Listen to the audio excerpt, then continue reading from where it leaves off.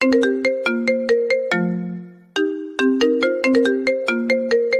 ছেলে, পাবলিক প্লেসে দাঁড়িয়ে সিগারেট খাচ্ছিস?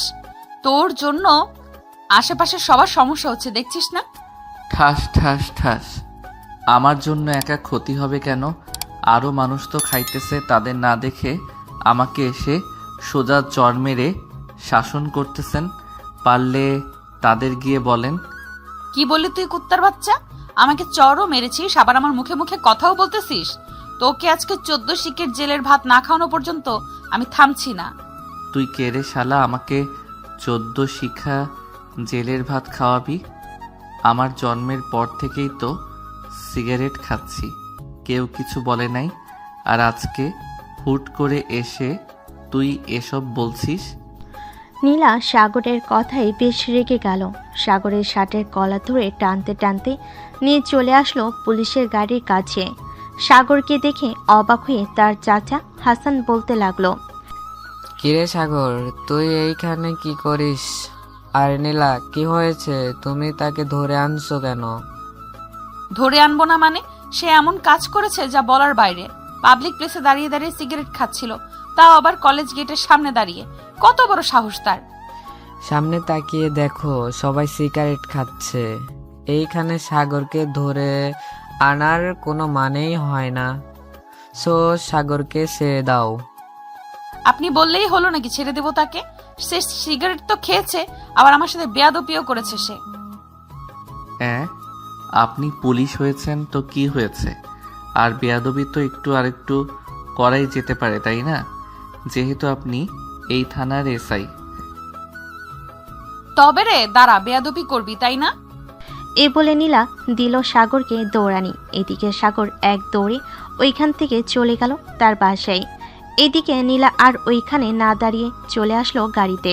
ওই ছেলেটাকে চেনেন না আপনি? নীলা, ওইটা হচ্ছে আমার বড় ভাইয়ের ছেলে। এমনিতে একটু দুষ্টু, তবে সবাইকে সাহায্য করে সব সময়। তুমি এই এলাকায় নতুন এসেছো, কয়েকদিন থাকো, সব বুঝে যাবে। তা তো বুঝতেই হবে। নতুন অফিস, নতুন শহর, আবার নতুন মানুষও, সবকিছুই চিন্তা হবে। ড্রাইভার চাচা, এখন থানার দিকে চলেন, যাওয়া যাক। জি ম্যাম, চলেন। ড্রাইভার গাড়ি চালাতে চালাতে চলে আসলো থানায়। এদিকে সাগর তার বাসার সামনে এসে কলিং বেল দিতেই তার ছোট বোন সাদিয়া এসে দরজা খুলে দেয়। সাগরকে দেখে একটু রাগী কণ্ঠে বলতে লাগলো, সারাদিন কোথায় ছিলে তুমি? আম্মু যে এতগুলো ফোন দিল, একটা ফোনও রিসিভ করলে না কেন? আমার বনুটা বুঝি রাগ করেছে। রাগ করো না, আমার ফোনের চার্জ শেষ হয়ে গেছিল, তাই তো ফোন ধরতে পারি নাই। এখন বলো, কেন আমাকে ফোন করছিলে সারাদিন? আমি জানি না, আম্মু জানে। আম্মুর কাছে যাও। সাগর আর কিছু না বলে চলে গেল রান্নাঘরে। পিছন থেকে তার মাকে জড়িয়ে ধরে বলতে লাগলো, আম্মু, তুমি আমাকে এত মনে করো, আজকে প্রথম দেখলাম তুমি সত্যি আমার লক্ষ্মী আম্মু। আইসে এখন আম্মু ডাকতে? যা সর এইখান থেকে। কতগুলো ফোন দিলাম, একটা ফোনও তো রিসিভ করলি না। আমার ফোনের চার্জ শেষ হয়ে গেছিল, তাই তো ফোন রিসিভ করতে পারি নাই। সরি আম্মু, রাগ করো না। হয়েছে, আর বাহানা করতে হবে না। যা ফ্রেশ হয়ে আয় তাড়াতাড়ি, খাবার দিতেছি টেবিলে। ঠিক আছে, খাবার দাও।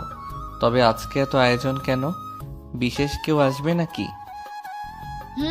আসবে বলেই তো এত রান্না করলাম। তোর চাচা বলেছে আজকে নাকি থানায় নতুন অফিসার এসেছে, তাকে নাকি দুপুরে আমাদের বাসায় খাওয়াবে। এর জন্য আর কি এত রান্না। ভালো ভালো, বেশ ভালো করে খাইয়ে দাও তাদের। আমি গেলাম এখন।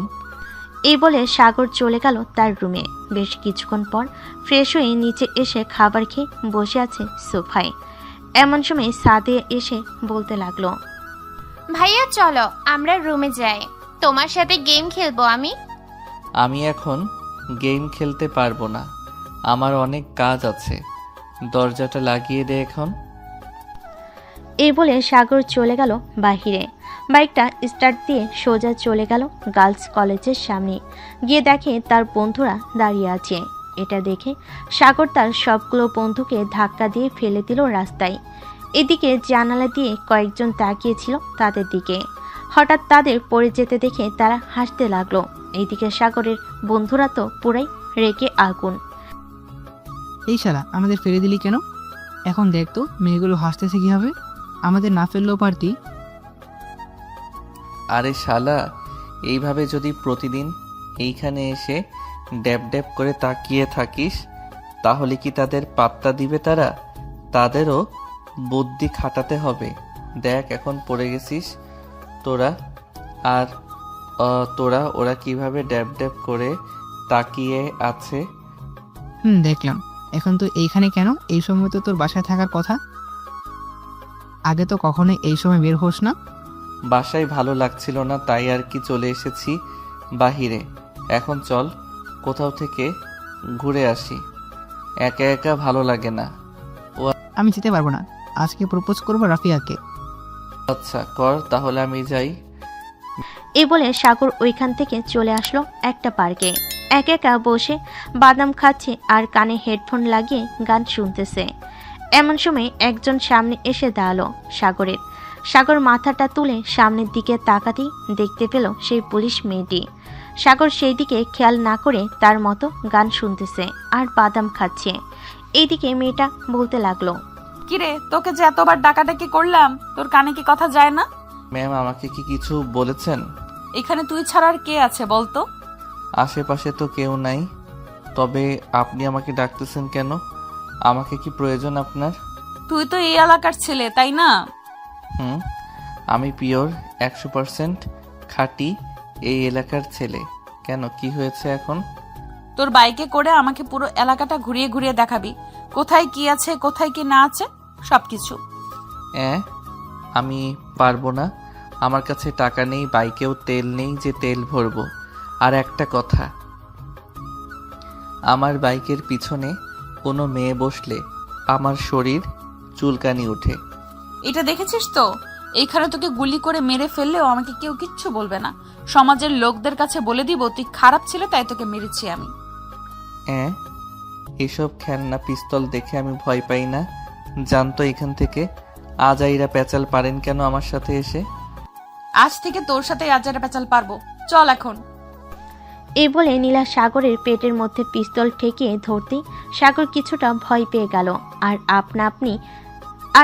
আপনা আপনি করতে করতে বলতে লাগলো, প্লিজ এটা সরিয়ে ফেলেন, আমি আপনাকে পুরো এলাকাটা ঘুরিয়ে ঘুরিয়ে দেখাবো।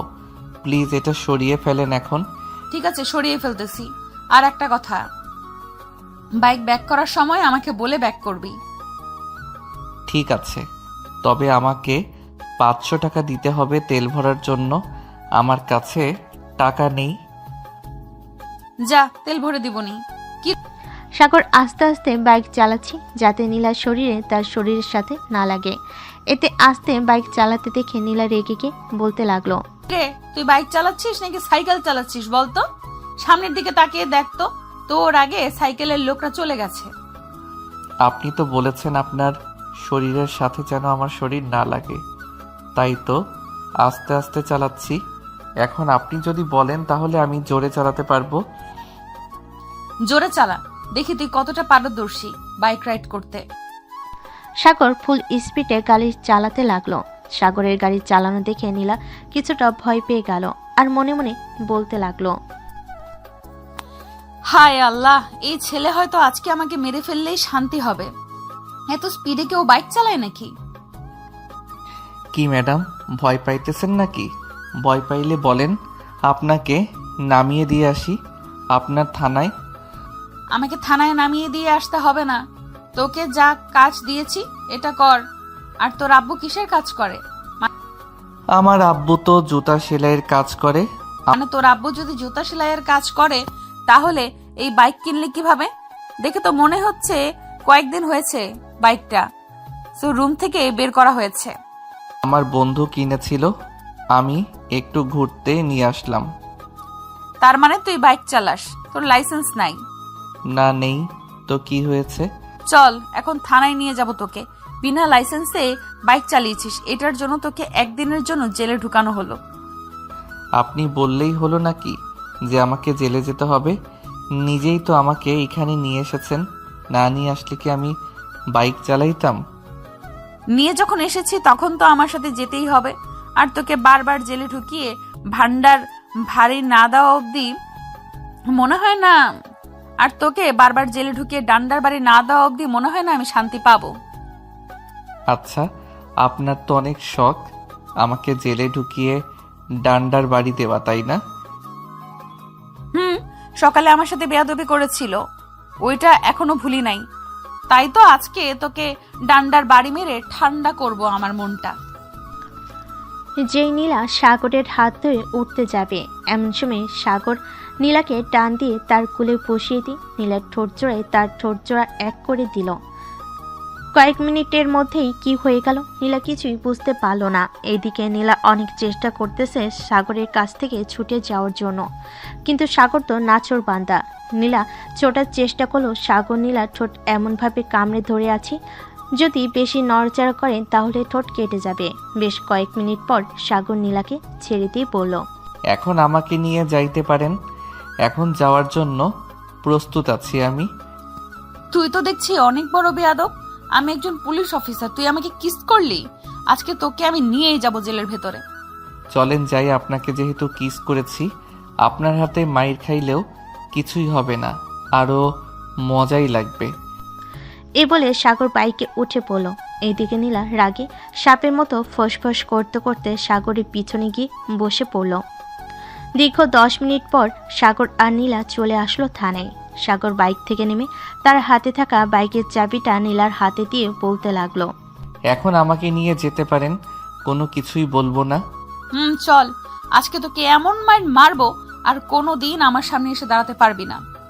এই বলে নীলা সাগরের শার্টের কলার ধরে টানতে টানতে নিয়ে চলে গেল 14 শিকার জেলের ভিতরে। সাগরের শার্টের কলার ছেড়ে দিয়ে নীলা ডাকতে লাগলো, হাবিলদার, হাবিলদার, এক্ষুনি আমার কেবিন থেকে লাঠিটা নিয়ে আসেন। আজকে একটা লুচ্চা ছেলেকে শাস্তি দেই। এই নেন ম্যাম আপনার লাঠি। নীলা লাঠিটা নিয়ে সাগরকে মারতে লাগলো। এইদিকে সাগর ব্যথায় উফ আহ করতেছে আর বলতেছে, আহ ম্যাম, আমাকে আর মারবেন না প্লিজ, আমি আর কখনোই আপনার সাথে খারাপ ব্যবহার করব না। খারাপ ব্যবহার করেছিস ওইটা আমি মাইন্ড করি নাই। পার্কে তুই আমাকে লিপ কিস করেছিস, আবার আমার ঠোঁট কামড় মেরে কেটে ফেলেছিস, এটার জন্য তোকে আমি মারতেছি। নীলা বেশ কিছুক্ষণ সাগরকে মারধর করার পর লাঠিটা ফেলে দিয়ে চলে গেল তার কেবিনে। এদিকে সাগরের পুরো শরীর ব্যথা হয়ে গেছে। হাবিলদার সাগরের কাছে এসে বলতে লাগলো, কি করেছো সাগর তুমি? নীলা ম্যাম তোমাকে এইভাবে মারলো কেন? কিছুই করি নাই চাচা, সকালে ওনার সাথে বেয়াদবি করেছিলাম তাই মেরেছে। আর একটা কথা, আমার পরিচয় দিয়েন না ওনাকে, উনি যা ইচ্ছা করুক। ঠিক আছে, তুমি যেহেতু মানা করতেছো তাহলে আমি বলবো না কিছু। এখন আমি যাই, নীলা ম্যাম ডাকতেছি। হাবিলদার চলে গেল নীলার কেবিনে। এদিকে নীলার পুরো শরীর ঘেমে গেছে সাগরকে মারার কারণে। নীলার কেবিনে হাবিলদার প্রবেশ করতেই নীলা বলতে লাগলো, এখন যেই ছেলেটাকে মেরে এসেছি সেই ছেলেটাকে যদি কেউ ছাড়িয়ে নিয়ে যাওয়ার জন্য আসে তাহলে তাকে বলে দিবেন যে আমার অনুমতি ছাড়া তাকে ছাড়া যাবে না। আমি এখন বাসায় গেলাম, সন্ধ্যায় আসবো। ঠিক আছে ম্যাম, যান তাহলে।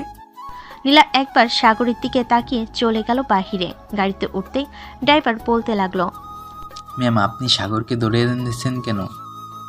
সে কার ছেলে আপনি জানেন এটা? সে যার ছেলেই হোক না কেন তাতে আমার কোনো যায় আসে না। সে অপরাধ করেছে, তাকে শাস্তি দিয়েছি আমি। আর কোনো কথা শুনতে চাই না তোমার কাছ থেকে, যাও এখন। ড্রাইভার আর কিছু বলল না, গাড়ি চালাতে লাগলো।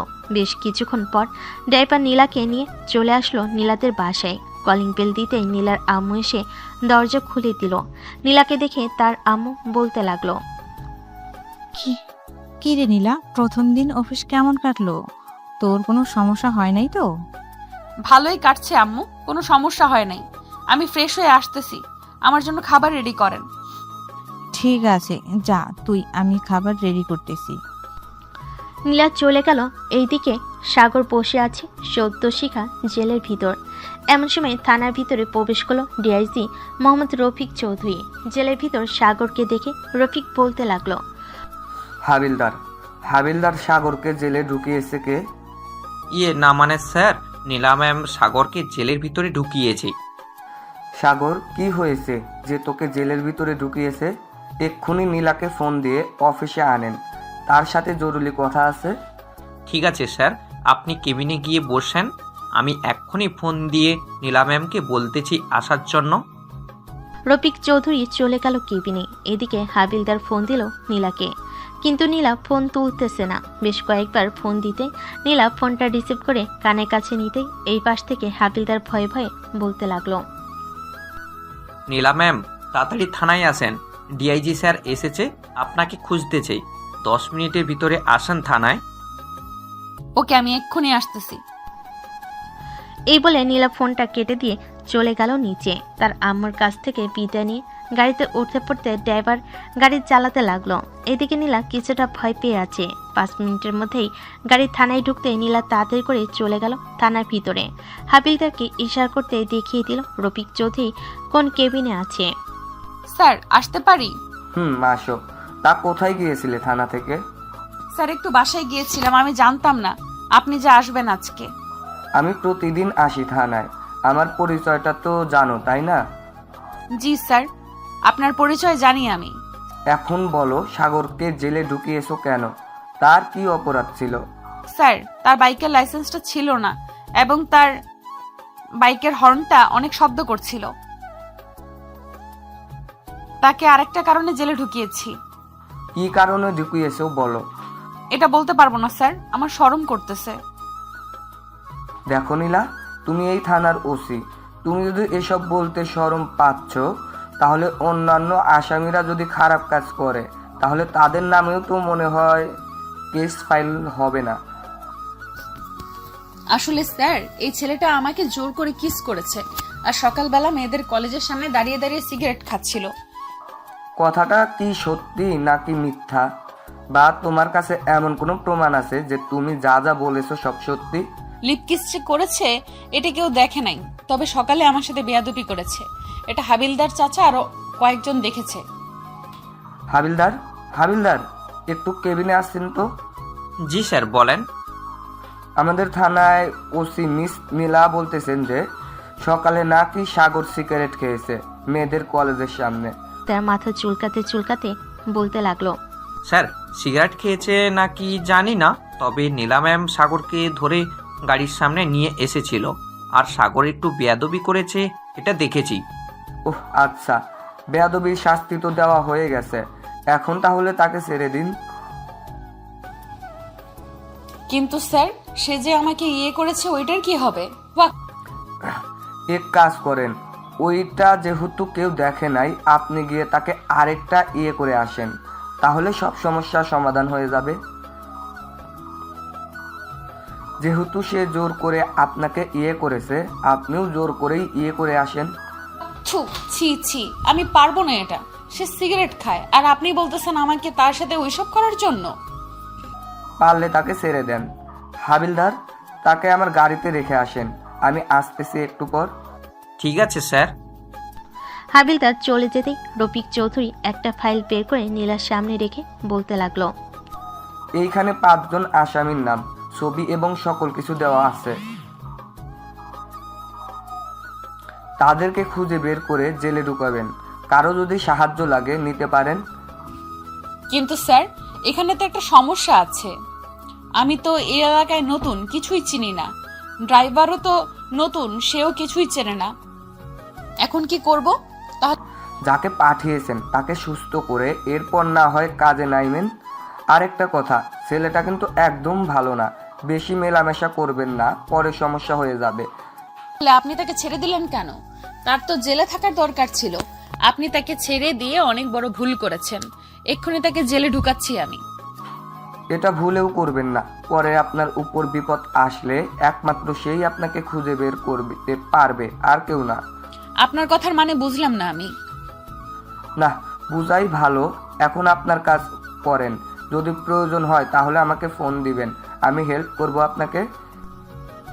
এই বলে রফিক চৌধুরী চলে গেল গাড়িতে। ড্রাইভিং সিটে বসতে বসতে সাগরকে উদ্দেশ্য করে বলতে লাগলো, কিরে তুই নাকি নীলাকে লিপ কিস করেছিস? না আব্বু, আমি কিছুই করি নাই। তুমি তো জানোই আমি কেমন ছেলে। আমি কি এইসব করতে পারি? হয়েছে হয়েছে, আর সাজু সাজতে হবে না। পছন্দ হলে বলিস, আমি বিয়ে করিয়ে দিব। আমি এখনো বাচ্চা, আর তুমি বলতেছো আমাকে বিয়ে করিয়ে দিবে এখনই? বেশ ভালো, বেশ ভালোভাবেই পিটানি দিয়েছে দেখতেছি। বাসায় গেলে তোর মা কি জানে বলবে দেখিস। আহ, কি আর বলবে, কিছুক্ষণ ওই মেয়ের ব্যাপারে একটু সুনাম গাইবে, পরে এমনি এমনি ঠিক হয়ে যাবে। রফিক চৌধুরী সাগরের কথা শুনে হাসতে লাগলো। আপনারা নিশ্চয়ই বুঝে গেছেন রফিক চৌধুরী সাগরে কে হতে পারে। বেশ কিছুক্ষণ গাড়ি চালিয়ে দুজন চলে আসলো বাসায়। সাগরকে ধরে ধরে দরজার সামনে এনে কলিং বেল দিতে সাগরের মা এসে দরজা খুলে দিল। সাগরকে দেখে বলতে লাগলো, কি হয়েছে সাগরের? এইভাবে তাকে ধরে নিয়ে এসেছো কেন? সাগর, তোর কি হয়েছে বাবা? আম্মু, আমার কিছুই হয় নাই, তুমি অযথা চিন্তা করো না তো। আরে বাইক অ্যাক্সিডেন্ট করেছে আমার গাড়ির সাথে। এই যে বলি বাইক জোরে চালাস না, তবু বাইক জোরে জোরে চালাই সে। এখন বুঝ কেমন লাগে। আমার ছেলেকে বকা দিবে না বলে দিলাম, আর একবার বকা দিলে তোমাকে বাড়ি থেকে তাড়িয়ে দেব। বাহ বাহ, মা ছেলে এক, আর আমি বললেই আরেক। ভালো ভালো, থাকো দুজন, আমি গেলাম এখন। রফিক চলে গেল রুমে। এদিকে সাগর আস্তে আস্তে হাঁটতে হাঁটতে রুমে চলে আসলো। ফ্রেশ হয়ে বসে আছে এমন সময় সাগরের মা খাবার নিয়ে আসলো। সাগরকে খাবার খাইয়ে দিতে দিতে বলতে লাগলো, সত্যি করে বলতো, গাড়ির সাথে অ্যাক্সিডেন্ট করেছিস নাকি অন্য কিছু হয়েছে? সত্যি বললে তো তুমি আবার চিৎকার চেঁচামেচি করবে। থাক, না বলাটাই ভালো হবে। তুই বল, আমি কিছুই বলবো না। একটা মেয়েকে লিপ কিস করেছিলাম। মেয়েটা ছিল পুলিশ অফিসার। পরে সে আমাকে ধরে নিয়ে একটু কেলানি দিয়েছে, এই আর কি। মেয়েটা দেখতে কেমন রে? মোটামুটি ভালোই আছে। তবে তুমি এসব প্রশ্ন করতেছো কেন বুঝলাম না।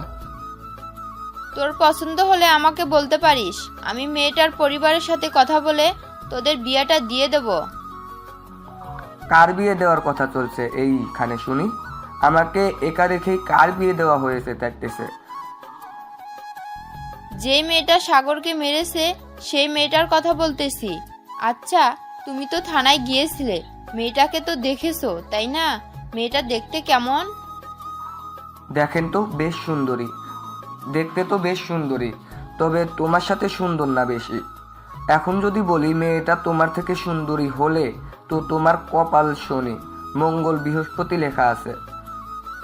হয়েছে হয়েছে, আর পাম দিতে হবে না, তোমার ছেলের বউ হবে ওইটা। সাগর, তুই তো লেখাপড়া করিস না, আমাদের অফিস দেখাশোনা কর বা অন্য কোনো একটা চাকরি কর। আম্মু, আমার কাজ টাজ ভালো লাগে না একটুও। আমি কাজ করতে পারবো না। যখন আমার ইচ্ছা হবে তখন আমি কাজ করব। ঠিক আছে, তোর ইচ্ছা, আমরা আর তোকে বাধা দেব না, তুই যা ইচ্ছা করতে পারিস। সাগরকে খাইয়ে দিয়ে রুনা বেগম এবং রফিক চৌধুরী চলে গেল রুম থেকে। এদিকে সাগর বিছানায় গা এলিয়ে দিতেই ঘুম চলে আসলো তার। সন্ধ্যা পর্যন্ত ঘুমিয়ে উঠে পড়ল সাগর। ফ্রেশ হয়ে নিচে যেতেই দেখতে পেল কয়েকজন লোক বসে আছে। সাগরকে দেখে তার মা বলতে লাগলো, আয় বাবা, এখানে বস। আয়েশা, এটা হচ্ছে আমার ছেলে সাগর, পড়ালেখা শেষ করে শুধু ঘুরে বেড়ায়। সাগর তো বেশ ভালো বড় হয়ে গেছে, সেই ছোটবেলায় দেখে গিয়েছিলাম। এখন তো দেখি অনেক পরিবর্তন হয়েছে সাগরের। হবে না কেন? আমার ছেলে বলে কথা। সাদিয়াকে নিয়ে আসলি না কেন? অনেক দিন হয়েছে সাদিয়াকে দেখি না। সাদিয়ার সামনে পরীক্ষা, তাই আসে নাই। পরীক্ষা শেষ হলে পাঠিয়ে দিব না, 1 মাস থেকে যাওয়ার জন্য। ঠিক আছে, পাঠিয়ে দিস। চল, এখন খাবার খেয়ে নিবি। চল এখন। সাগর আর বসে না থেকে চলে আসলো বাহিরে। পকেট থেকে ফোনটা বের করে কল দিল তার বন্ধু রহিমকে। কয়েকবার রিং হতেই ওই পাশ থেকে রহিম বলতে লাগলো, কি রে সাগর, তুই কোথায় আছিস রে? তোকে কতবার ফোন দিলাম, একবারও রিসিভ করলি না। ফোন চার্জে ছিল রে, এর জন্য আর কি ফোন রিসিভ করতে পারি নাই। এখন তোরা কোথায় আছিস সেটা বল, আমি এখনই আসতেছি। ঠিক আমরা 3 রাস্তার মোড়ে চায়ের দোকানে আছি, তুই চলে আয় চায়ের দোকানে। কাছে আসতেছি, কিছুক্ষণ অপেক্ষা কর। এই বলে সাগর ফোনটা কেটে দিয়ে দাঁড়িয়ে রইল রিকশার অপেক্ষায়। বেশ কিছুক্ষণ পর একটা রিকশা আসলো। রিকশায় উঠে পড়তে রিকশাওয়ালা মামা চলতে লাগলো 3 রাস্তার মোড়ে। বেশ কিছুক্ষণ পর চলে আসলো 3 রাস্তায়। টাকা দিয়ে হাঁটতে লাগলো সাগর। রহিমের পাশে বসতেই রহিম বলে উঠল, কিরে মামা, কি শুনতেছি তুই নাকি লেডি পুলিশ অফিসারের হাতে মার খেয়েছিস, তাও আবার 14 শিখের জেলের ভিতরে গিয়ে। তোদের এই কথা কে বলেছে? আমি লেডি পুলিশের হাতে মাইর খেয়েছি 14 শিখা জেলের ভিতরে? শুনেছি এক জায়গা থেকে, তবে কথাটা কি সত্যি নাকি মিথ্যা সেটা বল আগে। সত্যি হলে আমরা আজকে তোকে ট্রিট দেব, আর মিথ্যে হলে তুই আমাদের ট্রিট দিবি। সত্যি মেরেছে এই সাদিক হাসান। চল, আজকে রহিম আমাদের ট্রিট দিবে। তার পকেট দেখি কতটুকু ভরা আছে, আজকে তার সব কিছুই শেষ করে ফেলবো। ঠিক আছে চল, দেখি তুই আমার পকেটের কি অবস্থা করতে পারিস। এই বলে রহিম সবাইকে নিয়ে চলে গেল রেস্টুরেন্টে। খাওয়া দাওয়া করতে করতে রাত বেজে গেল 1টা। ওইটার বিলের কাগজ হাতে ধরিয়ে দিতেই রহিম বলতে লাগলো, শালারা, আজকে তোরা আমাকে পুরাই ফকির বানিয়ে দিলি। 35,000 টাকার খাবার খেয়েছিস তোরা। একজন রাক্ষসও তো এমন খাবার খায় না।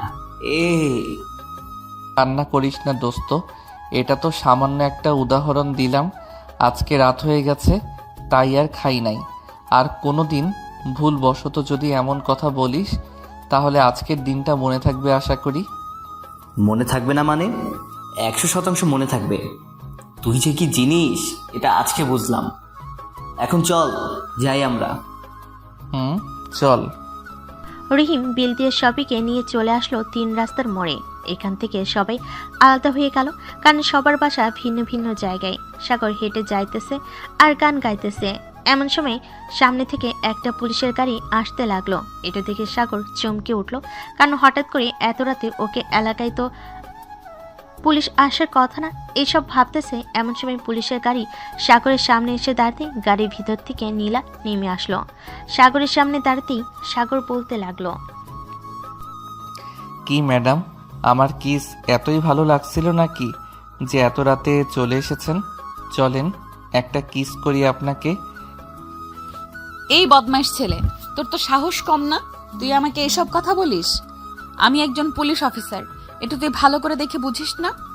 দেখে তো বোঝা যাইতেছে পুলিশ অফিসার, কিন্তু শরীরের ভিতরে এত আগুন যে আছে জানতাম না। তা আমার রাস্তা আটকানোর উদ্দেশ্যে কি এটা বলেন তো? এত রাতে কোথায় গেছিলি সেটা বল আগে। গিয়েছিলাম গাঁজা মদ খাইতে। কেন, খাবেন নাকি? আমাকে দেখে কি তোর ফাজলামি করতে ইচ্ছে করে নাকি সব সময়? সত্যি করে বল, কোথায় গেছিলি তুই? রেস্টুরেন্টে খাবার খাইতে গিয়েছিলাম, তাই দেরি হয়ে গেছে। এখন তো আমাকে ছেড়ে দেন, বাসায় যাইতে হবে। আম্মু হয়তো চিন্তা করতেছে। তোর আম্মু চিন্তা করুক, তাতে আমার কোনো কিছু যায় আসে না। আমার সাথে বেয়াদবি কেন করলি এটা বল। আপনি একজন পুলিশ অফিসার, আমি কেন আপনার সাথে বেয়াদবি করতে যাব বলেন তো? আমাকে কি পাগলা কুকুরে কামড় দিয়েছে যে আমাকে এসব বলতেছেন? তোর সাথে কথা বলাটাই বেকার, যা সামনে থেকে। যাব তো, তার আগে একবার আপনার ওই 2টা ডাবের দিকে চোখ বুলিয়ে নেই। বেশ বড়সড়ই আছে দেখতেছি। তবে রে দাঁড়া, তোর ব্যবস্থা করতেছে এক্ষুনি। এই বলে নীলা সাগরকে দিল দৌড়ানি। এদিকে সাগর সামনের দিকে দৌড়াচ্ছে, নীলা সাগরে পিছু পিছু দৌড়াচ্ছে। বেশ কিছুক্ষণ দৌড়ানোর পর সাগর চলে গেল তার বাসায়। এদিকে নীলা দাঁড়িয়ে দাঁড়িয়ে হাঁপাতে লাগলো আর বলতে লাগলো, ছেলেটা ভাবছিলাম একটু দুষ্টু প্রকৃতির মানুষ, কিন্তু এখন তো দেখি সাথে লুচ্চামির স্বভাব আছে তার। আর একবার সামনে পাই তখন বোঝাবো আমি নীলা কতটা খারাপ মানুষ। এই বলে নীলা আবার চলে গেল গাড়ির কাছে। বেশ কিছুক্ষণ এলাকাটা ঘোরাঘুরি করে চলে গেল থানায়। এদিকে সাগর দরজার সামনে দাঁড়িয়ে হাঁপাচ্ছে আর ভাবতেছে, শালার পুলিশ অফিসার না হলে ওইখানে চুমু দিয়ে দিলাম। আজকে অনেক পিটিয়েছে আমাকে, এমনিতেই শরীরটা ব্যথা করতেছে, এখন তো আবার দিয়েছে দৌড়ানি। তবে মাইয়া কিন্তু পুরাই আগুন। এসব ভাবতে ভাবতে সাগর দরজা খুলে ভিতরে প্রবেশ করলো। সোফার দিকে তাকিয়ে দেখে তার মা এখনো বসে বসে টিভি দেখতেছে।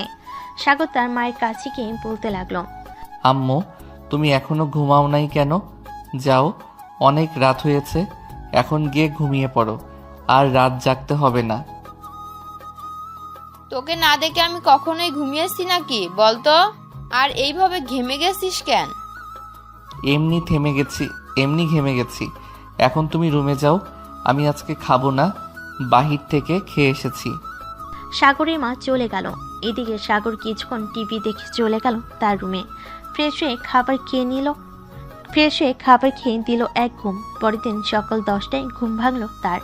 ফোন কলের শব্দে ঘুমো ঘুমো চোখে ফোনটা রিসিভ করে কানের কাছে নিতেই ওই পাশ থেকে তার বাবা বলতে লাগলো, হ্যালো সাগর, কোথায় আছিস তুই? এই তো আব্বু, ঘুমাচ্ছি। কেন? একটু থানায় আয়, দরকার আছে। এখনই আসতে হবে নাকি আরো পরে আসলে চলবে? 1টার মধ্যে থানায় থাকলেই হবে। ফোন রাখলাম এখন। রফিক চৌধুরী ফোনটা রেখে দিল। এদিকে সাগর বিছানা থেকে উঠে ফ্রেশ হয়ে চলে আসলো নিচে। এসে দেখে তার মা বসে আছে। সাগর খাবার টেবিলে যেতেই মিসেস রুনা বেগম এসে সাগরকে খাবার দিয়ে দিল। খাবার খাওয়া শেষ হতেই সাগর চলে আসলো বাহিরে। এসে দেখে তার বাইক রাখা আছে। তাই আবার বাড়ির ভিতর থেকে বাইকের চাবিটা নিয়ে চলে গেল বাহিরে। বাইকটা স্টার্ট দিয়ে কিছুক্ষণের মধ্যে চলে আসলো থানায়। ভিতরে প্রবেশ করতে দেখতে পেল তার বাবা এবং নীলা বসে আছে কেবিনে। সাগরকে দেখে তো নীলা বেশ রেগে গেল। এই, তুই এখানে আসলি কেন? তোর তো কোনো দরকার নেই এখানে। নীলা, তার দরকার নেই, আমার দরকার আছে। তুমি এই এলাকায় নতুন, তোমাকে একটা ফাইল দিয়েছি, ওইটার কাজ কতটুকু এগিয়েছো এটা বলো। আসলে স্যার, আমি এই এলাকাটা চিনি না, তাই আমি সামনের দিকে এগিয়ে যেতে পারি নাই। ভালো কথা বলছো তো তুমি। সাগর, আজ থেকে নীলাকে সকল জায়গায় নিয়ে দিবি তুই। যা যা হেল্প লাগবে নীলার সব করবে। কিন্তু উনি তো আমাকে দেখতেই পারে না, আমি তো খারাপ এর জন্য। নীলা যদি কোনো কমপ্লেন আসে তোমার নামে, তাহলে আমি তোমাকে চাকরি থেকে বরখাস্ত করে দিব। না স্যার, কোনো কমপ্লেন আসবে না। আমি ঠিকমতো কাজ করব আজ থেকে। ঠিক মতো কাজ করো, এইটাই চাই আমি। সাগর সব সময় হেল্প করবে তোমাকে। এই বলে রফিক চৌধুরী চলে গেল। এইদিকে সাগর একটা চেয়ার টেনে পকেট থেকে সিগারেট বের করে যেই মুখে দিতে নিবে, এমন সময় নীলা বলতে লাগলো, দেখুন মিস্টার, আমার এইসব একদম পছন্দ না। আমার সামনে সিগারেট খেতে পারবেন না আপনি। দরকার পড়লে ওয়াশরুম আছে, আবার বাহিরের জায়গা আছে, ওইখানে গিয়ে সিগারেট খান, আপনাকে কেউ বাধা দিবে না। আমার যেইখানে ইচ্ছা সেইখানেই সিগারেট খাবো, তাতে আপনার কি? আপনি কেন আমাকে এসব বলবেন? আপনার কাজ আপনি করেন, সাহায্য লাগলে আমি আপনাকে করব। নীলা আশেপাশে তাকিয়ে দেখে কেউ নেই, তাই হুট করে তার ঠোঁট জোড়া সাগরের ঠোঁটের সাথে বসিয়ে দিল সজোরে একটা কামড়। সাথে সাথে সাগরের ঠোঁট থেকে রক্ত পড়তে লাগলো। এটা দেখে সাগর নীলাকে উদ্দেশ্য করে বলতে লাগলো, এই আপনার কি হয়েছে? এটা করলেন কেন? এখন তো আমি কোনো খাবার খেতে পারবো না। খাবার খেতে পারবি না বলেই তো করলাম এটা। আমার সামনে নো স্মোকিং। আর যদি দেখি সিগারেট খাইতে, তাহলে এখন তো একটা ঠোঁটে কামড় দিয়েছি, পরের বার একটা দিব না, একসাথে 2টা ঠোঁট কামড়ে মেরে ছিঁড়ে ফেলবো। বললেই হলো নাকি যে কামড় মেরে ছিঁড়ে ফেলবেন? এটা কি আপনার বাপ দাদা লাগানো সম্পত্তি, নাকি যখন যাই ইচ্ছা তখন তাই করবেন? ধরে নিতে পারিস এমনটাই। যদি বেশি কথা বলিস এখন, তাহলে কিন্তু আবার দিব ঠোঁটে কামড়, তখন বুঝবি কি কি জিনিস আমি। দরকার নেই আপনার মতো রাক্ষসীর লিপকিস খাওয়ার। এই নেন আমার ফোন নাম্বার, যদি দরকার পড়ে তাহলে ফোন দিয়েন, আমি চলে আসব। কোথাও যাইতে পারবি না, এখন আমার সাথে বের হতে হবে তোকে। একটা মিশন আছে, ওটা কমপ্লিট করব। তুই গাড়িতে বসে থাকবি। ঠিক আছে, চলেন। সাগরের নীলা চলে আসলো বাহিরে। সাগর যেই গাড়িতে উঠতে যাবে এমন সময় নীলা সাগরকে উদ্দেশ্য করে বলতে লাগলো, গাড়ি দিয়ে যাব না, তোর বাইকটা দিয়ে যাব। আমার বাইক দিয়ে গেলে তো আর শত্রু ধরে আনতে পারবেন না, তার চাইতে গাড়ি দিয়েই চলেন। নীলা আর কিছু বলল না, দুজনে গাড়িতে উঠে চলে গেল। সাগর সবকিছুই বুঝিয়ে দিতেছে নীলাকে, কোন দিক দিয়ে গেলে কোথায় যাওয়া যাবে, কি করলে কি করা যাবে, এসব কিছুই বুঝিয়ে দিতেছে। হঠাৎ একটা জঙ্গলের ভিতর ঢুকে গেল নীলা। এইটা দেখে সাগর বলতে লাগলো, কি ব্যাপার, আপনি এই জঙ্গলের ভেতর ঢুকেছেন কেন? এইখানে তো ভয়ঙ্কর জন্তু জানোয়ার আছে। কিছুই নেই এইখানে। এক দল ঘাপটি মেরে বসে আছে গত 4 বছর ধরে। এইখান থেকে এই সকল কিছু পাচার হয়। তাহলে আপনি একা এসেছেন কেন? পুরো ফোর্স নিয়ে আসলেই তো পারতেন। ফোর্স নিয়ে আসা যাবে না। আর আমি একা কোথায়? সাথে তো তুই আছিস, তাই না? তাকে দেখে সাহসী মনে হয়, কিন্তু আমাকে দেখে ভয় পাস কেন? আপনাকে দেখে ভয় পাই না, আপনার ওই মেশিন গানকে দেখে ভয় পাই। কখন জানি আমার মাথায় গুলি করে দেন। আমাকে যেমন ভাবিস আমি তেমন না। এখন আমার সাথে চল, তাদের সাথে ফাইট করব, তুই আর আমি। নীলা আর সাগর চলে গেল জঙ্গলের ভিতরে। নীলা আর সাগর চলে গেল জঙ্গলের ভিতরে। দুজন হাঁটতেছে এমন সময় গুলি চলার শব্দ পেল নীলা। দুজন একটা বড় গাছের আড়ালে লুকিয়ে পড়ল। বেশ কিছুক্ষণ পর একদল শত্রুরা নীলারদের গাছের সামনে এসে বলতে লাগলো, সবাই শোনো, এই জঙ্গলে একটা পুলিশের গাড়ি এসেছে, তাদেরকে যে করেই হোক মারতে হবে। তাদের হাতে যদি আমরা ধরা পড়ে যাই তাহলে অনেক বড় সমস্যায় পড়ে যাব। আমাদের কোটি কোটি টাকার মাল আছে, এখনো পাচার করা হয় নাই। ঠিক আছে ভাই, আপনি চিন্তা করবেন না, আমরা তাদের খোঁজে বের করে মারবো। ঠিক আছে, এখন আমি ডেরার দিকে গেলাম, তোমরা আশেপাশে খেয়াল রাখো। ঠিক আছে ভাই। তারা চলে যেতে লাগলো।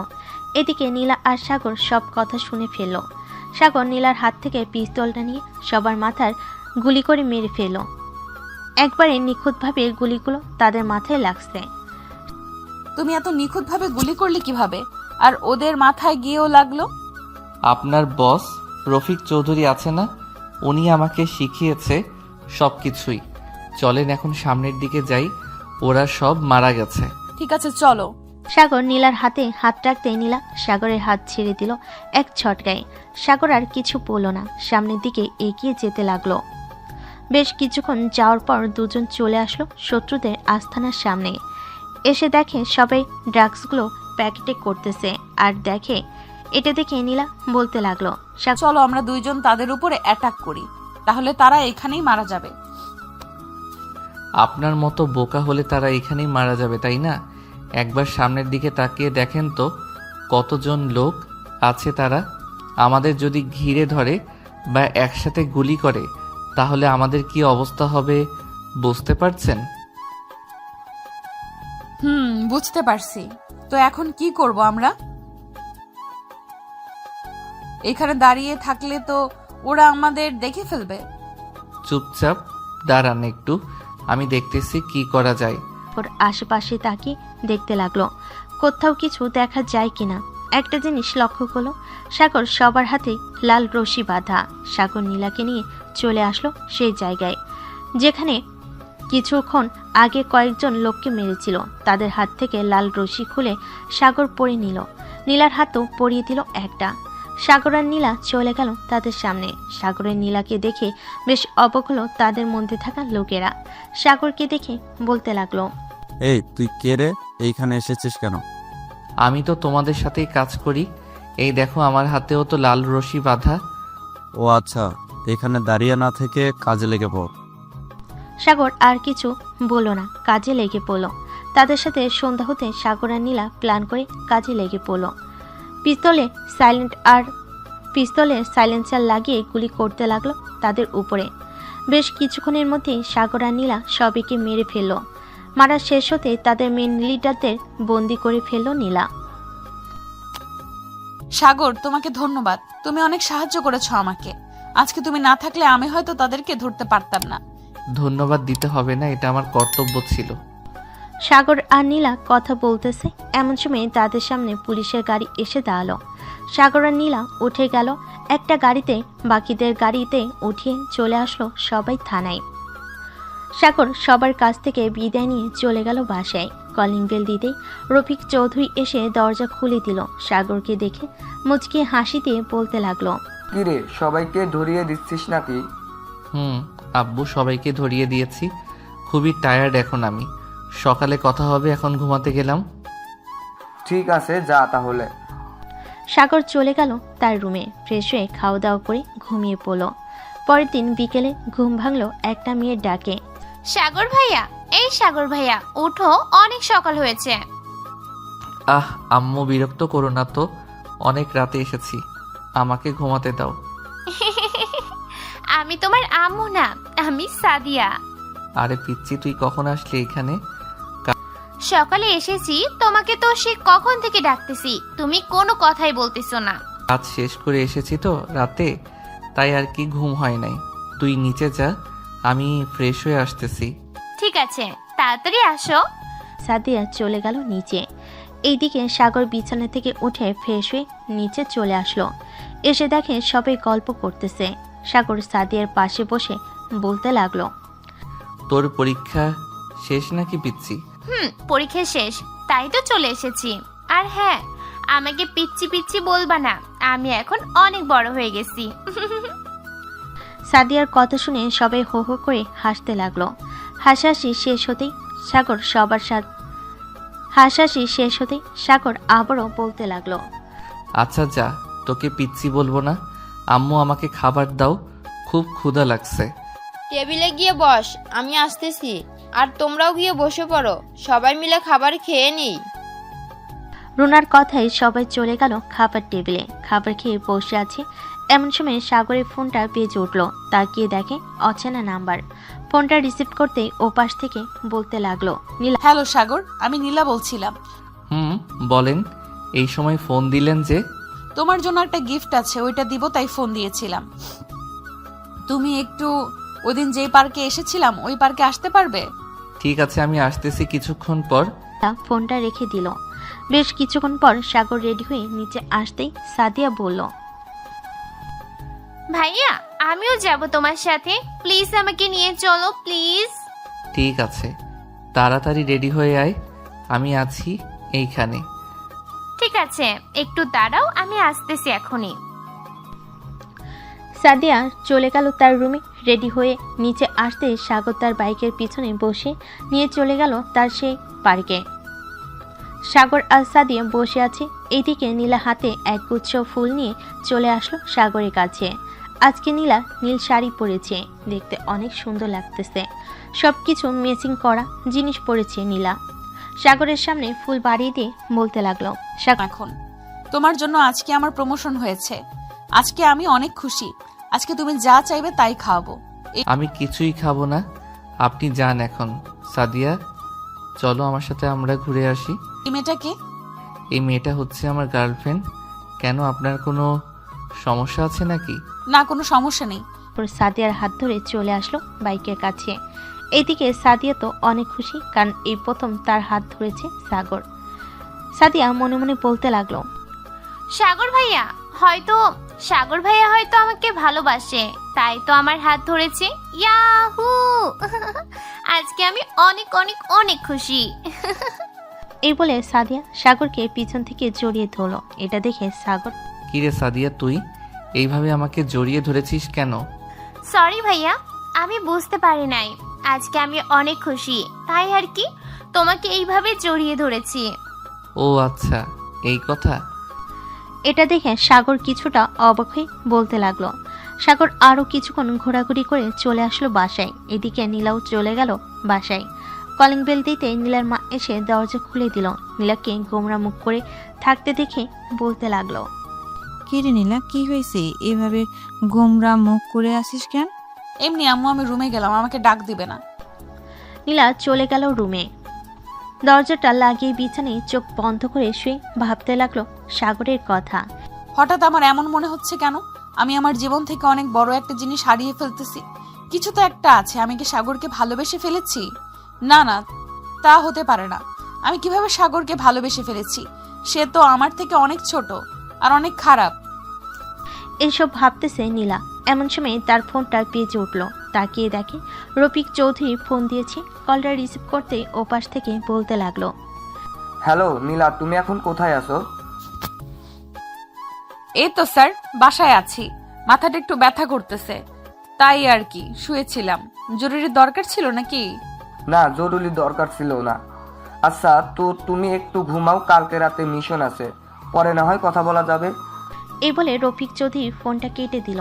এদিকে নীলা আবারও শুয়ে পড়ল। কখন যে ঘুমিয়ে গেছে খেয়াল নেই তার। দেখতে দেখতে রাত হয়ে গেল। রফিক চৌধুরী, সাগর এবং রুনা বসে খাবার খাচ্ছে। এমন সময় রফিক চৌধুরী বলতে লাগলো, সাগর, নীলাকে তোর পছন্দ হয় নাকি? আব্বু, পছন্দ তো হয়, কিন্তু উনি তো আমাকে পছন্দ করে না, এটাই তো সমস্যা। এটা আস্তে আস্তে ঠিক হয়ে যাবে। তোর মায়ের মতোই নীলাও গার তেরা। গায়ের রগ সোজা করতে হলে কিছু তো একটা করতেই হবে। তা তো করতেই হবে।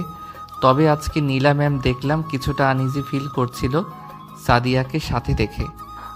তাহলে এটাই কাজে লাগাতে হবে।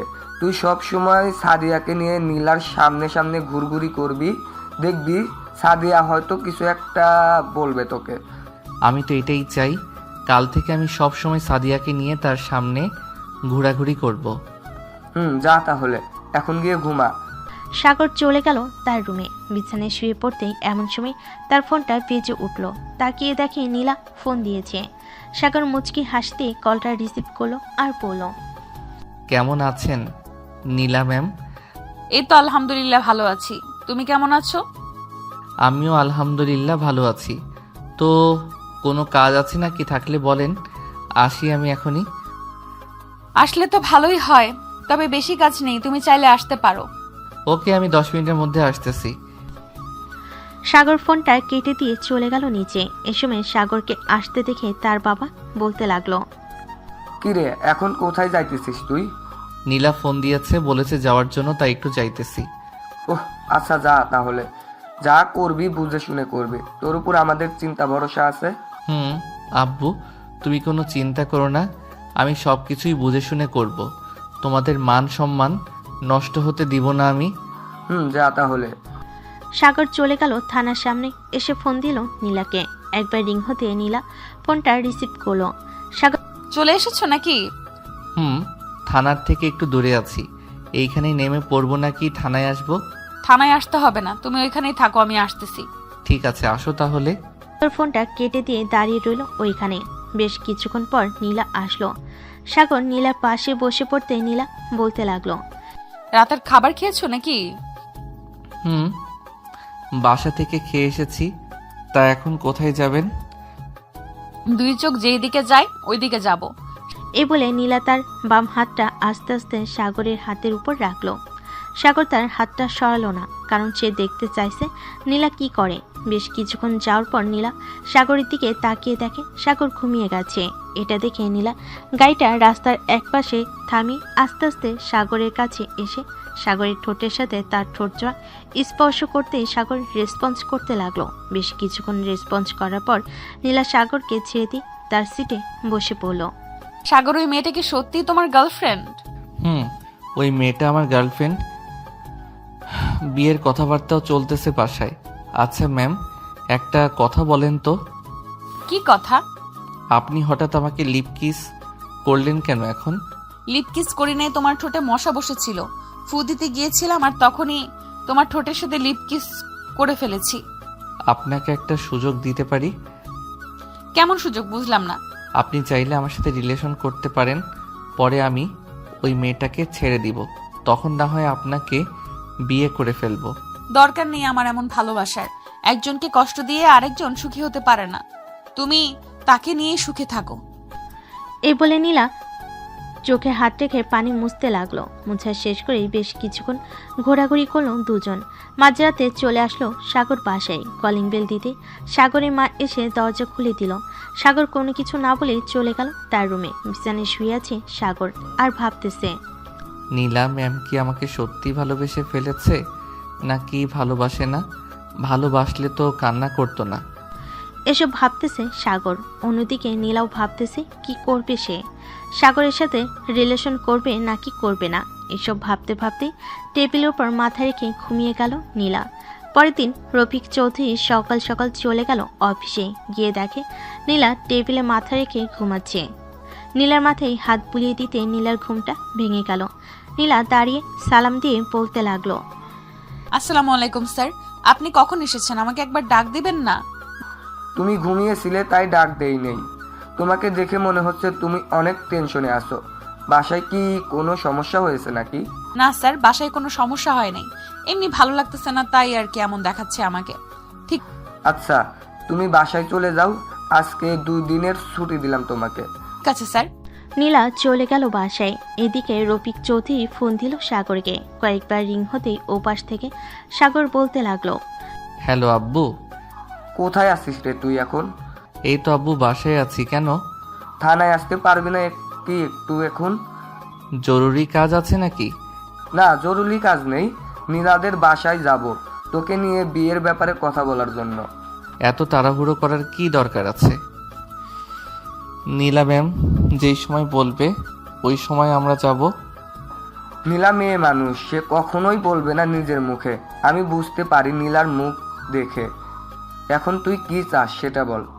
আমি আরও কিছুদিন সময় চাই, নীলার মুখ থেকে শুনবো আমি সব কিছু।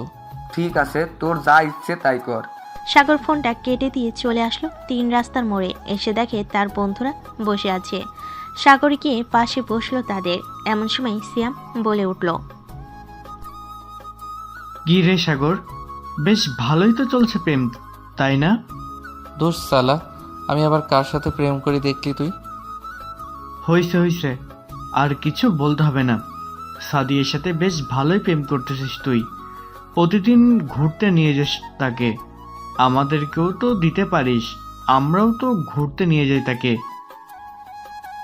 শালা, ঘুরতে নিয়ে যাইতে চাইলে যাবি, আমাকে বলিস কেন? ঘুরতে নিয়ে যাওয়ার আগে একটা কথা শুনে যা। সাদিয়াকে এমনি যেমন ভালো দেখিস, কে কিন্তু অন্যরকম। যদি অন্য কোনো মেয়ের সাথে কথা বলতে দেখে তাহলে কপালে 380% মাইল লেখা আছে, এটা মনে রাখিস। সমস্যা নাই, আমি কোনো মেয়ের সাথে কথাই বলবো না। তুই শুধু সাদিয়ার সাথে আমার একটু সেটিং করিয়ে দে। ঠিক আছে, আমি সেটিং করিয়ে দিব নে। এখন তাহলে আমি যাই। সাগর চলে আসলো বাসায়। কলিং বেল দিতে রফিক চৌধুরী এসে দরজা খুলে দিল। দেখতে দেখতে কেটে গেল 1 সপ্তাহ। এই 1 সপ্তাহ সাগর নীলার সাথে কোনো যোগাযোগ করে নাই। এদিকে নীলা পুরোপুরি পাগল হয়ে গেছে সাগরকে না দেখতে পেয়ে। রাত 10টায় নীলা বসে আছে তার কেবিনে। এমন সময় রফিক চৌধুরী আসলো। নীলাকে দেখে বলতে লাগলো, নীলা আমার সাথে আসো। কোথায় যাব স্যার? আগে তো আসো আমার সাথে, এরপর বলতেছি। রফিক চৌধুরী নীলাকে গাড়িতে উঠিয়ে নিয়ে চলে আসলো তার বাসায়। কলিং বেল দিতেই রুনা খাতুন এসে দরজা খুলে দিল। এদিকে নীলা কিছুই বুঝতেছে না সে কোথায় এসেছে, কেন এসেছে। স্যার, আমাকে এখানে নিয়ে আসলেন কেন? 2 তলায় ডান পাশের রুমটা দেখতেছো না? ওই রুমে একটা সারপ্রাইজ আছে তোমার জন্য। যাও এখন। ঠিক আছে স্যার। নীলা চলে আসলো সাগরের রুমে। এসে দেখে সাগর ঘুমাচ্ছে। নীলা সাগরকে দেখে মুচকি হাসি দিল। দরজাটা লাগিয়ে দিয়ে চলে আসলো বিছানায়। লাইটটা অফ করে দিয়ে সাগরকে জড়িয়ে ধরে সাগরের গালে মুখে ঠোঁটে কিস করতে লাগলো। এদিকে সাগর বেশ বুঝতে পারতেছে কেউ তাকে জড়িয়ে ধরে আছে। এই কে আমার রুমে এসেছেন? এখনই আমার রুম থেকে চলে যান।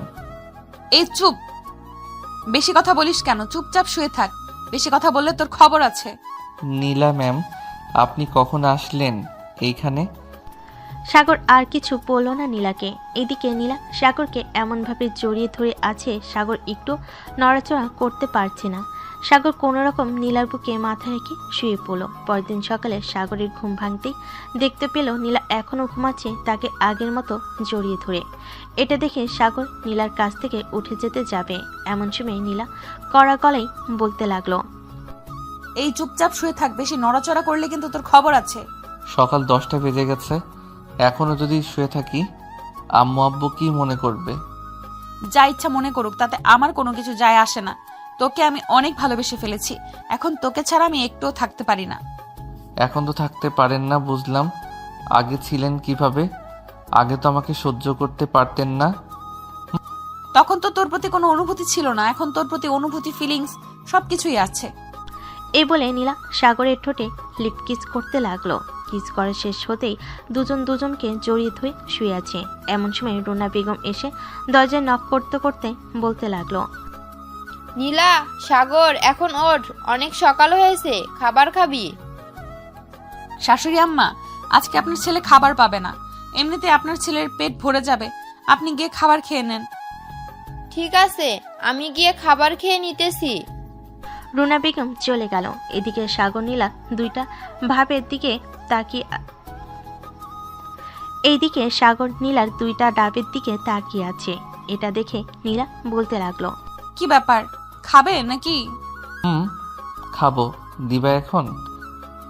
এখন না, বাসর রাতে দিব, তখন যত ইচ্ছে খেও, বাধা দেব না। তো এখন ধরতে তো পারবো, তাই না? ধরো, সমস্যা নেই। সাগর নীলাকে জড়িয়ে ধরে শুয়ে রইল। দুপুরে দুজন উঠে ফ্রেশ হয়ে চলে গেল নিচে। খাবার টেবিলে বসতেই রুনা বেগম এসে খাবার রেডি করে দিতে লাগলো। শাশুড়ি আম্মা, আপনিও বসে পড়েন আমাদের সাথে, আপনি তো খান নাই মনে হয়। আমি এখন খাবো না, আমি আরো পরে খাবো, এখন তোমরা খাবার খেয়ে নাও। নীলা আর সাগর খাবার খেয়ে নিল। খাওয়া দাওয়া করে দুজন চলে আসলো ছাদে। বসে বসে গল্প করতেছে। এমন সময় নীলার ফোনটা বেজে উঠলো। তাকিয়ে দেখে তার মা ফোন দিয়েছে।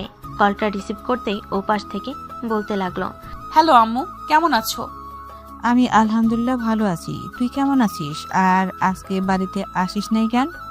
আম্মু, আমি একটু তোমার মেয়ের জামাইয়ের বাড়িতে এসেছি, তাই আর কি, বাসায় যেতে পারি নাই। ও আচ্ছা, একবার ফোন দিয়ে বলতে তো পারতি, আমরা যে টেনশন করি সেটা জানিস না। সরি আম্মু, আমি বিকেলে বাসায় যাব, রাখলাম এখন। নীলা ফোনটা কেটে দিল। ফোনটা কেটে দুজন চলে আসলো রুমে। এখন বাসায় চলে যাও, কালকে একেবারে না হয় শ্বশুর শাশুড়িকে নিয়ে আমাদের বাসায় আসবে, তখন না হয় আমাদের বিয়ে দিয়ে কথা হবে। ঠিক আছে, এখন আমি গেলাম। নীলা সাগরের পুরো মুখে কয়েকটা কিস করে চলে গেল নিচে। রুনা বেগমের কাছ থেকে বিদায় নিয়ে চলে গেল বাসায়। এদিকে সাগর আর বাসায় না থেকে চলে গেল বাহিরে। শ্যামকে ফোন দিতেই শ্যাম ফোনটা রিসিভ করলো। কিরে, এখন কোথায় আছিস তুই? এই তো সাদিয়াকে নিয়ে পার্কে বসে আছি, তুই কোথায় আছিস? আমি তো 3 রাস্তার মোড়ে। আচ্ছা, তো তোরা দুইজন থাক, পরে কথা হবে। তুইও চলে আয়, এইখানে সবাই আছে, শুধু তুই ছাড়া। আচ্ছা, আমি এখনই আসিতেছি। এই বলে সাগর একটা রিক্সা করে চলে গেল সেই জায়গায়। পার্কে প্রবেশ করতেই দেখতে পেল তার বন্ধুরা বসে আড্ডা দিতেছে। সাগরকে দেখে সাদিয়া মুখ লুকাতে লাগলো। এটা দেখে সাগর বলল, আর মুখ লুকাতে হবে না, আমি তোদের খুব ভালো করেই চিনি। যেখানে সবকিছু আমি সেটেল করে দিলাম, ওইখানে আবার আমার সামনে মুখ লুকানো হচ্ছে। শরম, আমার বুঝি শরম করে না ভাইয়া? তোর আবার কিসের শরম? পিচ্ছি মানুষ, রিলেশন করতেছিস, এটাই তো অনেক। সিয়াম, বিয়ে করবি কবে এটা বল আগে। মন তো চাইতেছে এক্ষুনি বিয়ে করে ফেলি, কিন্তু এখন বিয়ে করা যাবে না। সবার আগে একটা চাকরির ব্যবস্থা করতে হবে। চাকরির ব্যবস্থা না করলে সাদিয়াকে বিয়ে করতে পারবো না। সাদিয়া, তোদের অফিসে না হয় একটা চাকরি খুঁজে দে তোর আব্বুকে বলে। তোদের বিয়ে হয়ে গেলে সবকিছু তো তোর নামেই থাকবে। আচ্ছা, আমি রাতে আব্বুকে বলে দেখি আব্বু কি বলে। আশা করি আব্বু একটা কাজ ব্যবস্থা করে দিবে। দেখ। সাগর তাদের সাথে আড্ডা দিতে দিতে বিকেল হয়ে গেল। 5টার সময় সাগর চলে আসলো বাসায়। কলিং বেল দিতে সাগরের মা এসে দরজা খুলে দিল। সাগর, চলে এসেছিস তুই? এই নে, এইগুলো নিয়ে আয় বাজার থেকে, কালকে নীলা তার আব্বু আম্মুকে নিয়ে আসবে। এইগুলো শেষ হয়ে গেছে, না আনলে রান্না করতে পারবো না। ঠিক আছে আম্মু, আমি আনতেছি এখনই। সাগর চলে গেল বাজারে, সবকিছু নিয়ে চলে আসলো বাসায়। কলিং বেল দিতেই তার আম্মু দরজা খুলে দিল। বেশ কিছু বুঝিয়ে দিয়ে চলে গেল তার রুমে।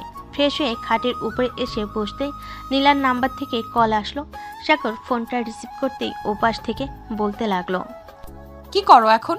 এই তো বাজার থেকে আসলাম মাত্র, তুমি কি করো? আমি শুয়ে আছি, কালকে আব্বু আম্মুকে নিয়ে তোমাদের বাসায় যাব। আম্মু বলেছে আমাকে রাতে আসবে নাকি আমাদের বাসায়। কেন, একা থাকতে পারবে না নাকি? তোমাকে জড়িয়ে না ধরলে ঘুম আসবে না আমার, রাতে চলে আসবে আমাদের বাসায়। ঠিক আছে পিচ্চি, রাতে চলে আসবো। সাগর আরো কিছুক্ষণ কথা বলে ফোনটা কেটে দিল। এদিকে নীলাও চলে আসলো সাগরদের বাসায়। কলিং বেল দিতে সাগর গিয়ে দরজা খুলে দিল। নীলাকে সামনে দেখে একটা মুচকি হাসি দিল সাগর। নীলা সোজা চলে গেল রান্নাঘরে, গিয়ে দেখে তার শাশুড়ি মা রান্না করতেছে। শাশুড়ি আম্মা কি রান্না করতেছেন এখন? কি আর রান্না করব, মাংস আর ভাত রান্না করতেছি। তুমি গিয়ে টিভি দেখো, আমি আসতেছি একটু পর। ঠিক আছে শাশুড়ি আম্মা। নীলা আর সাগর বসে বসে টিভি দেখতে লাগলো। বেশ কিছুক্ষণ পর কলিং বেল বেজে উঠলো। নীলা গিয়ে দরজা খুলতেই দেখতে পেল রফিক চৌধুরী দাঁড়িয়ে আছে। রফিক চৌধুরীকে দেখে পা জড়িয়ে ধরে সালাম করে নিল নীলা। আরে আরে নীলা, কি করতেছে এসব? সারো। ছেড়ে দিলাম। এখন বলেন, এত রাতে কোথা থেকে আসলেন শ্বশুর আব্বা? অফিসে গিয়েছিলাম, এই নাও রিজাইন লেটার তোমার জন্য। আমাকে রিজাইন লেটার দিতেছেন কেন? আমি কি করেছি? তুমি কিছুই করো নাই, তুমি আমার বাড়ির বউ, সো তোমাকে কোনো কাজ করতে দিব না, আর তাই তোমার রিজাইন লেটার দিয়ে দিলাম। কিন্তু আমি তো জবটা করতে চাইছিলাম। আমি থাকতে তুমি জব করবে কেন? আর আমাদের কোনো কমতি নেই যে তোমাকে চাকরি করতে হবে। আমি সেটার জন্য চাকরি করতে চাইনি, আমার স্বপ্ন ছিল এটা, তাই আর কি বললাম। আমি চাকরিটা করতে চাইছিলাম। হয়েছে, এখন আর কিছুই বলতে হবে না, চলো খাবার খাই গিয়ে। সবাই রাতে খাবার খেয়ে ঘুমাতে চলে গেল। এইদিকে নীলা সাগরকে জড়িয়ে ধরে ঘুমিয়ে আছে। দেখতে দেখতে রাত পার হয়ে সকাল হয়ে গেল। সকাল 7টায় নীলা উঠে ফ্রেশ হয়ে চলে গেল নিচে। তার শাশুড়ি মায়ের সাথে রান্না করতে লাগলো। রান্না করতে করতে সকাল 10টা বেজে গেল। এমন সময় কলিং বেল বেজে উঠল। নীলা গিয়ে দরজা খুলতেই দেখতে পেল তার মা বাবা দাঁড়িয়ে আছে। তাদেরকে দেখে জড়িয়ে ধরে বলতে লাগলো, আব্বু আম্মু কেমন আছো? আলহামদুলিল্লাহ ভালো আছি, তুই কেমন আছিস? আমিও ভালো আছি এই বাড়িতে, ভেতরে আসো তোমরা। তবেই ভিতরে চলে আসলো। নীলা দরজাটা লাগিয়ে দিয়ে চলে গেল উপরে, গিয়ে দেখে সাগর এখনো ঘুমাচ্ছে। সাগরকে ডাকতে লাগলো নীলা। এই সাগর ওঠো, এখন সকাল হয়েছে তো, আব্বু আম্মু নিচে এসে বসে আছে, তাড়াতাড়ি ওঠো। এমন করো কেন? আর একটু ঘুমাতে দাও। আর ঘুমাতে হবে না, তোমাকে যেটা বলেছি এটা করো। উঠে ফ্রেশ হয়ে তাড়াতাড়ি নিচে আসো, সবাই অপেক্ষা করতেছে। আচ্ছা যাও, আমি আসতেছি। নীলা চলে গেল নিচে। এদিকে সাগর ফ্রেশ হয়ে চলে গেল সোজা রান্নাঘরে, গিয়ে দেখে তার মা এখনো রান্না করতেছে। এটা দেখে সাগর বলতে লাগলো, কি ব্যাপার আম্মু, তুমি এখনো রান্না করতেছো কেন? রান্না করা শেষ, সবকিছু গুছিয়ে রাখতেছি। তুই এক কাজ কর, সবাইকে নিয়ে খাবার টেবিলে যা, আমি খাবার নিয়ে আসতেছি। ঠিক আছে আম্মু, আসো তাড়াতাড়ি। সাগর সবাইকে নিয়ে খাবার টেবিলে বসে পড়ল। খাওয়া দাওয়া শেষ করে সবাই বসে আছে সোফায়। এমন সময় নীলার আম্মু বলতে লাগলো, দেখুন আমাদের কিন্তু একটা মাত্র মেয়ে, কোনো দিন কোনো কিছুতে অমত করি নাই, সে যা বলেছে তাই করতে দিয়েছি, এখন সে যাই বলবে তাই হবে। বেয়ার আপনারা কথা বলে বিয়েটার ডেট ফাইনাল করুন। সাগর, নীলা, তোমরা দুজন কিভাবে বিয়ে করতে চাও শুনি? কাজী ডাকবো নাকি অনুষ্ঠান করে বিয়ে করবে? দেখুন, আমি দুই পরিবারের কোনো টাকা নষ্ট করতে চাইতেছি না। আজকে রাতে আমাদের বিয়ে হবে, জাস্ট কাজে ডেকে বিয়ে পড়িয়ে দিবেন আমাদের। ঠিক আছে, তোমার যেহেতু ইচ্ছা এটাই হবে। সবাই গল্প করতে লাগলো। গল্প করতে করতে সন্ধ্যা হয়ে গেল। রাতে খাওয়া দাওয়া করে সাগর আর নীলা বসে আছে সোফায়। বেশ কিছুক্ষণ পর কলিং বেল বেজে উঠলো। নীলা গিয়ে দরজা খুলতে দেখতে পেল সাগরের আব্বু সাথে একজন কাজী নিয়ে দাঁড়িয়ে আছে। তাদেরকে সম্মানস্বরূপ ঘরে নিয়ে আসলো। কার কার বিয়ে হবে আজকে? এই মেয়েটার এবং আমার ছেলের। ও আচ্ছা, তাহলে বিয়ে পড়াতে শুরু করেন। সাগর আর নীলার বিয়েটা পড়িয়ে দিয়ে চলে গেল কাজী। এইদিকে সাগর বসে আছে সোফায়। এমন সময় আবার কলিং বেল বেজে উঠল। দরজা খুলতেই দেখতে পেল সাগরের সকল বন্ধুরা দাঁড়িয়ে আছে। তারা ভিতরে এসে সাগরকে নিয়ে চলে গেল ছাদে। সাগরের হাতে কয়েকটা প্যাকেট ধরিয়ে দিয়ে বলতে লাগলো, শালা তোর আর ভালো হলি না, এইগুলো এখন ইউজ করা যাবে না, আরও কয়েক মাস পর থেকে ইউজ করব। সাগরের কথা শুনে সবাই হাসতে লাগলো। রাত প্রায় 2টা। এমন সময় সাগরের মা এসে বলতে লাগলো, সাগর অনেক রাত হয়েছে, রুমে যা, মেয়েটা একা একা বসে আছে। আম্মু যাইতেছি। এই আমি যাই রে, আবার কালকে দেখা হবে। সাগর চলে গেল রুমে। দরজা খুলে ভিতরে প্রবেশ করতে নীলা এসে সাগরের পা ধরে সালাম করতে সাগর নীলাকে নিচ থেকে উঠে বুকের সাথে চেপে ধরল। বেশ কিছুক্ষণ থাকার পর সাগর বলতে লাগলো, এই যে পুলিশ ম্যাম, এখন কি আমি আপনাকে আদর করতে পারি? এখন আদর করতে পারো, তবে আস্তে আস্তে করবে। তুমি অনেক লুচু ছেলে, কি থেকে কি করে বসো আল্লাহই ভালো জানে। হা, আজকে রাতে আমি আমার সিনিয়র বউকে আদর করব। বলে সাগর আস্তে আস্তে নীলার ঠোঁট থেকে শুরু করে গালে, পিঠে, ঘাড়ে সব জায়গায় কিস করতে লাগলো। নীলাকে উৎসাহিত করে তুলল যাতে দুজন অনেকক্ষণ আদর করতে পারে। ওই এখন আদর করো, আমি আর থাকতে পারছি না। এই তো, ওয়েট, চিৎকার করবে না কিন্তু। এই বলে সাগর আদর করতে লাগলো নীলাকে। এইদিকে নীলা সাগরকে জড়িয়ে ধরে এইদিকে নীলা সাগরকে জড়িয়ে ধরে আদর উপভোগ করতেছে। বাকিটা ইতিহাস। আর সবাইকে অসংখ্য ধন্যবাদ আমাদের পাশে থাকার জন্য। কমেন্টে জানাবেন গল্পটি আপনাদের